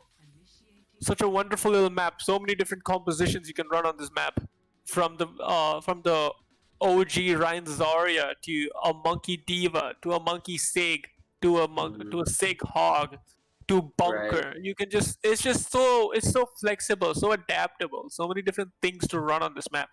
It's so perfectly designed in a way, and so aesthetically pleasing. And speaking of Reinhardt's, we're going to be seeing Pongo rocking the new Reinhardt skin. Oh, as a tank player myself, I love the new Reinhardt skin. The fact that whenever he charges, he makes a train like chugging along the tracks sound effect. Is just like the cherry on top. It's already an amazing skin, but just those little minor details make it all the better. Oh, absolutely. And Pongo, once again, proving to be one of the more standout players in this tournament with his decisive tank play and also the way he just takes charge of the game. And here goes the game, starting to get underway. The side of UofSC will be choosing to go with this double main tank sort of composition. Maybe pushing in with Greg. Greg goes into his backline and they both charge in together. And there we go. The first pickup coming from the side of Greg onto Godzo. I am James picking off Mario Blue. That takes off a lot of the damage and, well, a lot of the team of FAU. Proving to be a wonderful start for the side of UofSC. Right. Essentially what their composition, at least for the tanks, is just cleave.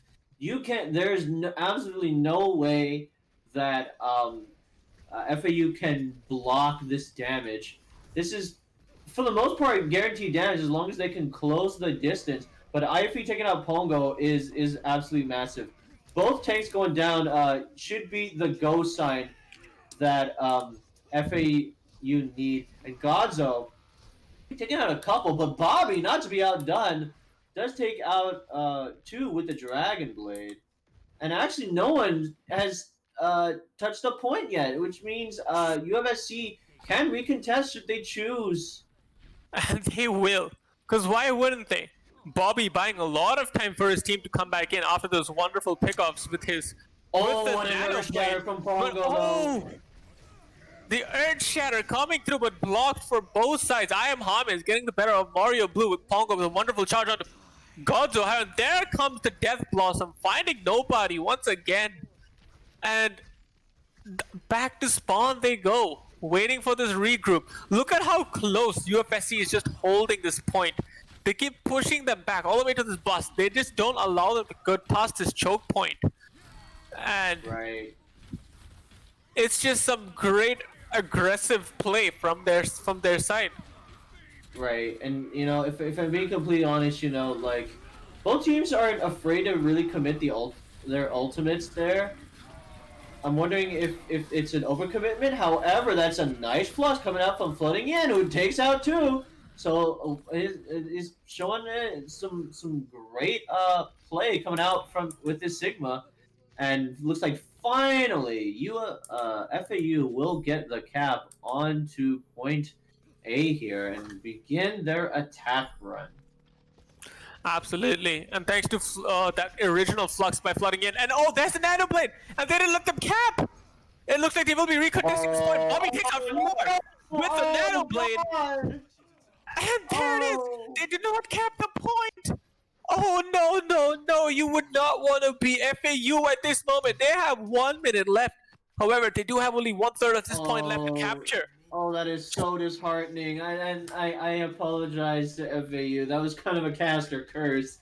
I said, alright, they're going to cap that point, And then what does Bobby do? He goes in with a Nano Blade and pick off 4 and ensures that his team will continue to hold just a little bit longer.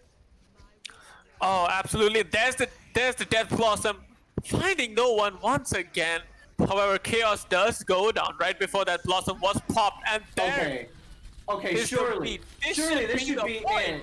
it. Surely this should be the point. No more. Oh, Bobby's still there. No There he Nano goes. Blade for Bobby to go crazy. So, all right. Finally, FAU are gonna start moving this payload here. But regardless, just Bobby managed to buy so much time for his team with this Nano Blade, proving that even in this day and age when Genji may not see a ton of play, Nano Blade is still a scary threat to deal with. It will always be a scary threat. That Nano Blade and the power of a good player is so incredibly dangerous.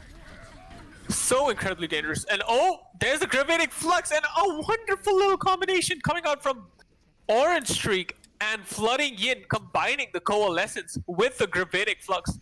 Flooding Yin once again turning this fight on his back.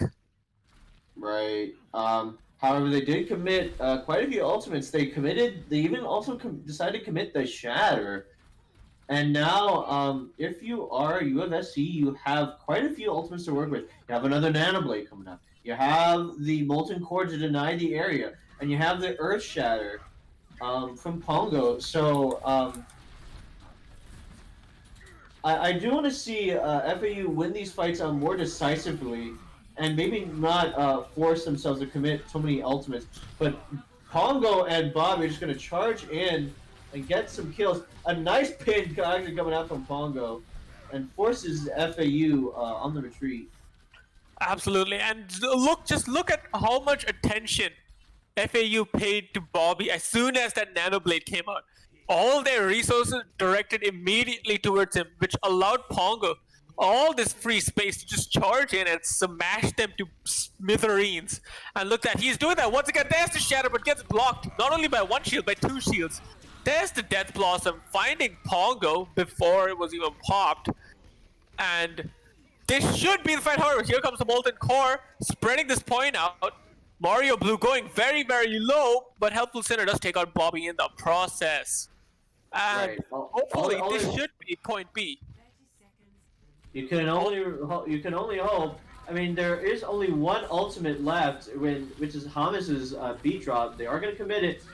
Another beautiful Flux comboing with Godzilla's Deadeye. So this is what FAU need to do. They need to win these fights convincingly, not commit all these ultimates, because should they commit more ultimates, then UofSC can come into the next fight that much more confident. But I liked that they only committed the Flux and the Deadeye, and maybe the Coalescence, which is fine. You can commit it, but looks like they're going to be rounding this corner, and Godzilla takes out Bobby. So already good start for FAU.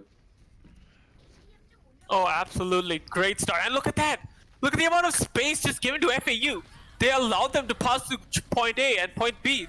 Both these chokes just gone, and now it's almost reached point. In fact, there's only 1 minute left. UofSC need these picks, however, Gonzo getting both these kills. And there's the Blade with no Nano to help him, thanks to the Ana being taken down, and a flashbang has killed Bobby. Something we don't even see that often. There's the Deadeye catching Eye of Hamas, and a wonderful last point pitch.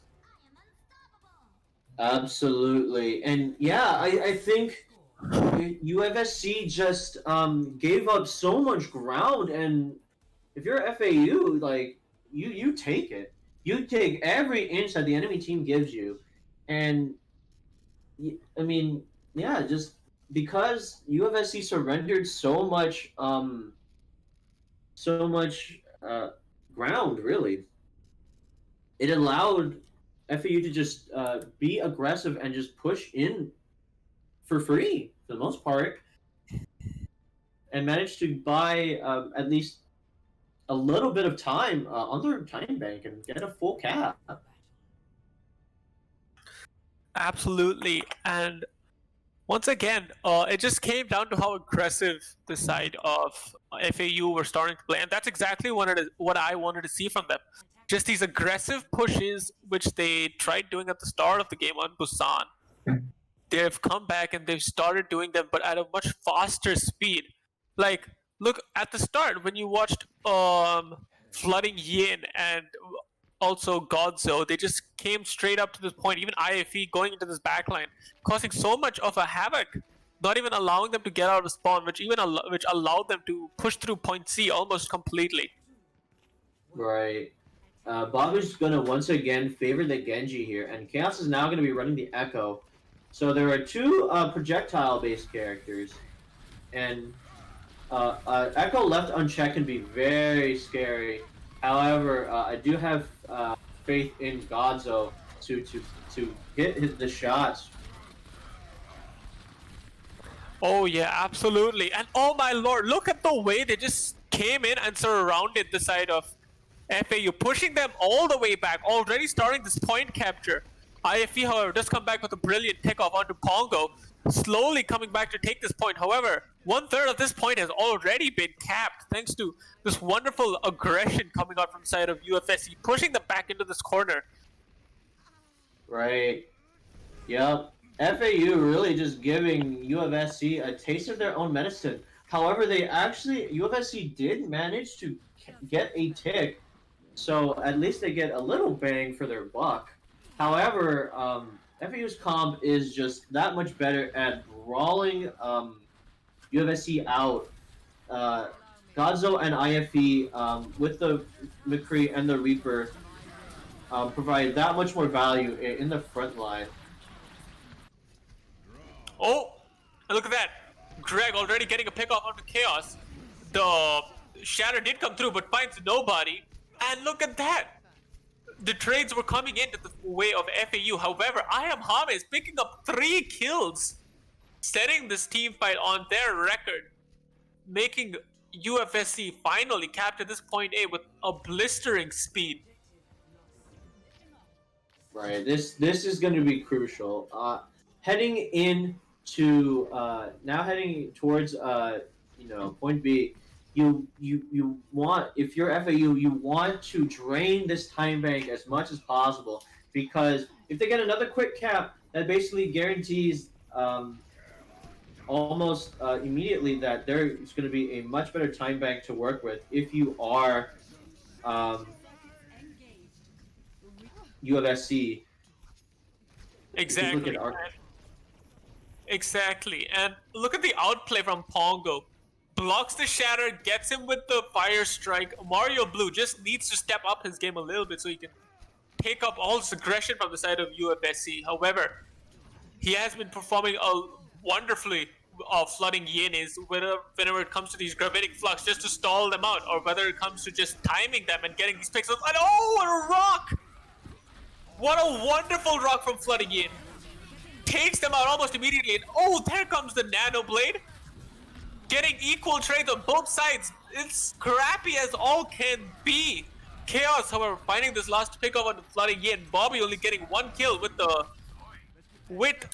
Nano Blade. And there comes the Deadeye, finding nobody, thanks to the shield of Pongo. And there is the beat drop, just so they could capture this point and go a very, very aggressive, finishing up the side of FAU. That should be point B. Maybe. Well, yeah, that is point B. Yeah, there is absolutely no way. There's no DPS on the side of FAU to come in, and make a heroic play. But we are going to see a gravitic flux coming out from Flooding In, who's been on point with his ultimate, and we're also going to see IFE with the Death Blossom. However, he's already found out by both members here. He's got to play it a little bit more cautiously. Absolutely. Oh, a wonderful block from Mario Blue, giving him payback to Pongo. And oh, that Blossom picking up 3. IFE cleaning up that 4 kill onto Hame. Right. However, God. Right. 3 ultimates coming in there for FAU, but they are gonna at least begin to stabilize there. This defense is going to be very, very crucial. Whether or not they manage to either get a 2-1 or we go into overtime rounds. Oh, absolutely. And it looks like Bobby did spot out Helpful Sinner, who was ready to boop them off the side. And there comes the Gravity Flux once again. And oh my word! Getting 3 to the air, cleaned them up almost immediately. And there goes that fight. There's 1 fight left for the side of FAU to win this match back so that they can at least have a chance to win and wrap this match up now. However, if they do close this map out, it's just going to be a single defense from them. And whether they can stop the side of UofSC or not. Here comes Seed back on the ball. Mario Blue on this Reinhardt. Oh, there's the Nano Blade. Getting 1, getting 2. Going for his 3rd pick. Will he find the 3rd one? No, he won't. However, Chaos just wrapped this fight up thanks to some wonderful Ana play, which we haven't been spawning out. Sin Dumpling setting up his teammates so perfectly and finally capturing this point for them. Right. I will say I was a little wary of the fact that FAU's Lucio, I believe, was Helpful Miner. I could be wrong, but the Lucio committed the beat drop a little too early for my liking, especially considering that the moment that the Nano Blade was used, that there wasn't going to be as much mitigation for it. I mean, yes, you do have Hummus committing the beat drop first to be be the more aggressive Lucio. However, this is possibly FAU's last stand here. They're only going to have a minute to work with in these overtime rounds. And again, we do see Sin Dumpling and Bobby on this Ana Genji combination that's been working so well for them. And Chaos now going to be rocking the Junkrat, just poke and prod at these shields and not make it easy for FAU to brawl. Oh, absolutely. And just the spam damage coming in, taking out these shields as much as possible. And Godson now will be coming back on as May, just so he could set his team up a bit more with these walls, splitting the team of UofSC a bit more. And almost catching Pongo out right there. And that's what I mean by these walls. If it catches out even one of these players on the side of UofSC, they will be toast. And look at that, but look, UofSC already pushing back onto them. They have 30 seconds left to push this point and get straight there. And Pongo with a 5-straight kill on Orange Streak already. Starting off this fight, they should not be losing players right now. FAU counting their time on their hand. They have 15 seconds left.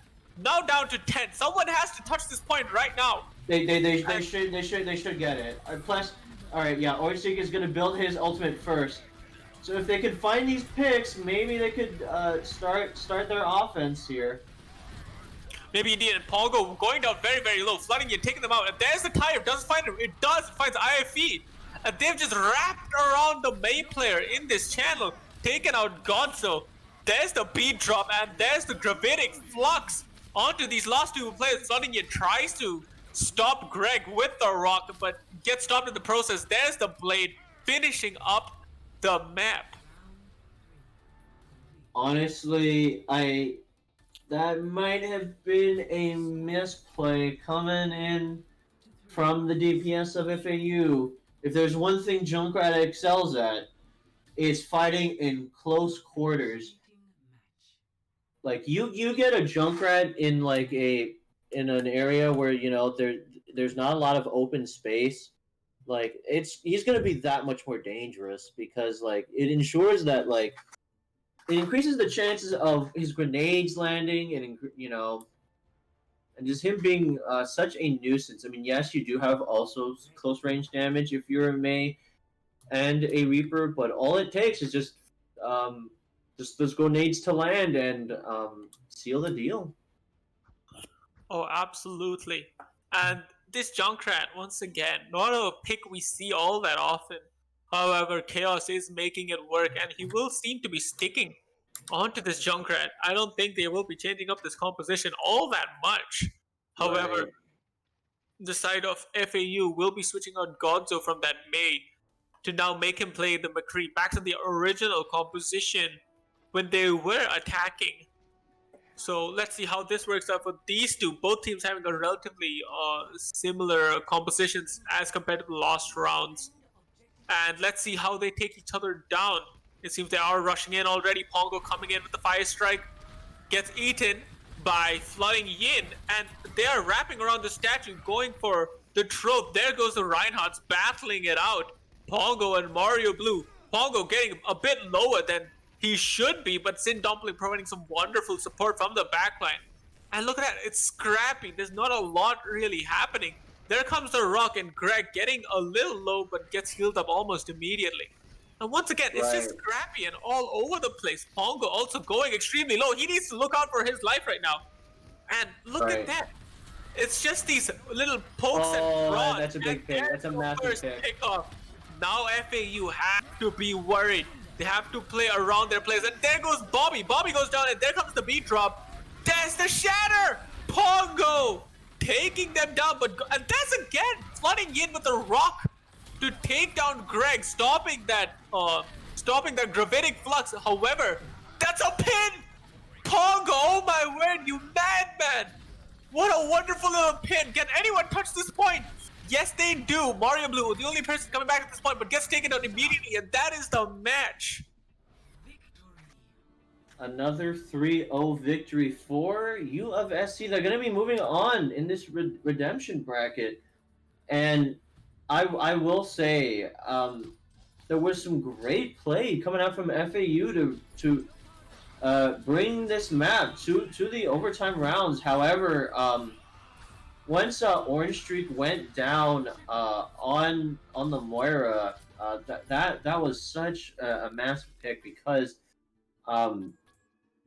they were the only one on their team to have an ultimate ready to go.